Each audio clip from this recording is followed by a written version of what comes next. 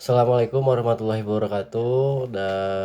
Perkenalkan nama saya Fauzi Ramadan dari Teknik Mesin Universitas Nusa Putra Sukabumi.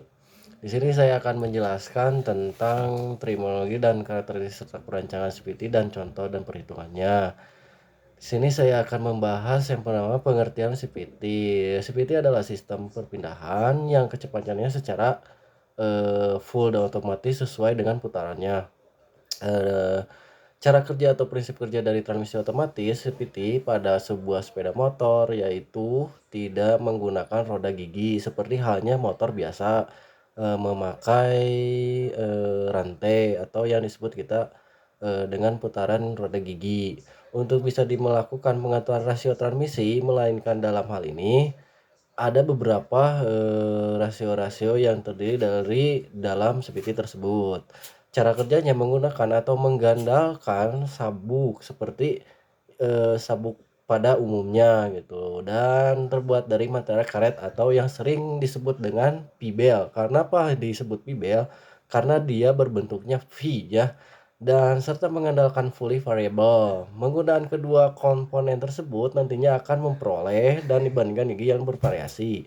Sehingga naik turunnya gigi pada sistem transmisi begitu halus tentunya pada primary shaft dan beberapa komponennya yaitu fixed shaft berfungsi sebagai penahan pibel. Komponen ini bergerak dengan berbentuk piringan dan biasanya di bagian sisinya merupai kipas sebagai pendingin mesin.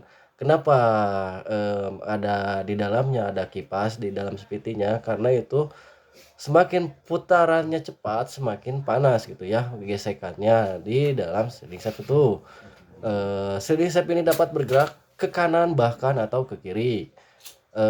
Collar atau komponen yang berfungsi sebagai tempat dudukan fixed shaft, sliding shaft, dan cam. Cam adalah komponen yang berfungsi sebagai tempat dudukan silinder, yaitu komponen yang berfungsi sebagai pendorong roller. Roller sendiri itu ketika kecepatannya lebih tinggi maka dia akan mengangkat ke atas sesuai dengan putaran per menitnya atau yang sebut kita bilang itu RPM.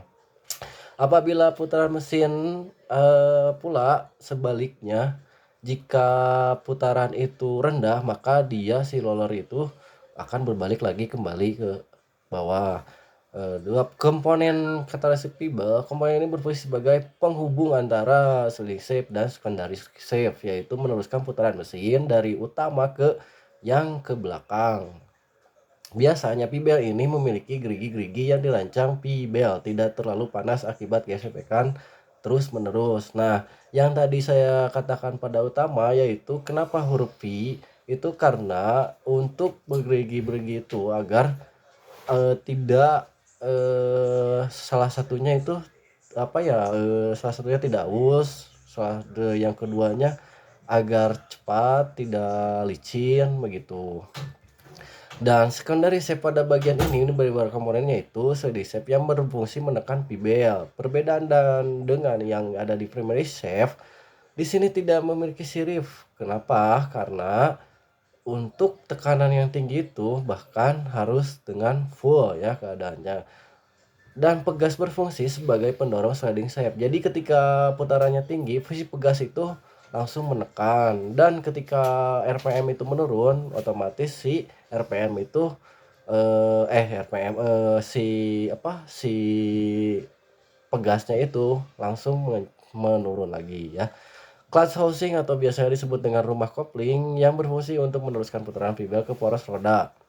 Kenapa ke poros roda? Karena dia otomatis ya, tidak seperti kopling biasanya.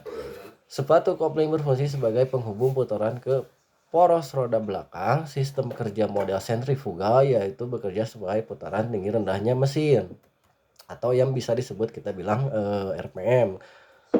Sebelum memulai perancangan kita harus mengetahui spesifikasi dari kendaraan yang akan dibuatkan transmisi. Salah satunya kita bisa memulai perancangan dari kendaraan bermotor ataupun kendaraan mobil. Sebuah kombinasi dari gaya tersebut yang akan menghasilkan traksi. Setelah diketahui traksinya maka dapat dicari rasio yang tepat. Gaya hambatan angin itu seperti yang dicari menggunakan rumus rumusnya itu di mana ada RA, hambatan aerodinamika, V, massa jenis udara, CA, koefisien drag, CD, koefisien drag maksud saya, AF, luas frontal kendaraan, via, kecepatan relatif angin, dan penghitungan pun cukup mudah. Perancangan ini dan metode eksperimen. Metode penghitungan eksperimen dalam kondisi yang terkendali pada perhitungan ini.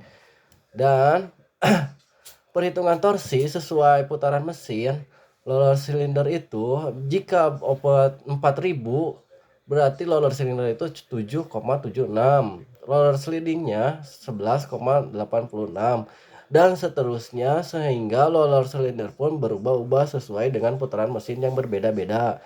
Misalkan kita naik ke 1000 RPM putaran mesin dari 4000 ke 5000, 6000, 7000, 8000 berarti 8,5, 7,64, 6,8, 6,7 gitu. Itu roller silindernya. Dan untuk roller slidingnya 11,17, 9,55, 8,32, 7,13 dan sebagainya.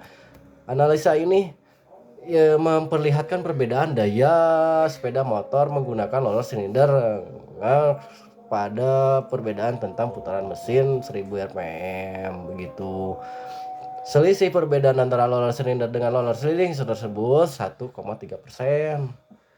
Dan itu berbagai penjelasan dari terminologi dan karakteristik perancangan CPT dan contoh perhitungannya.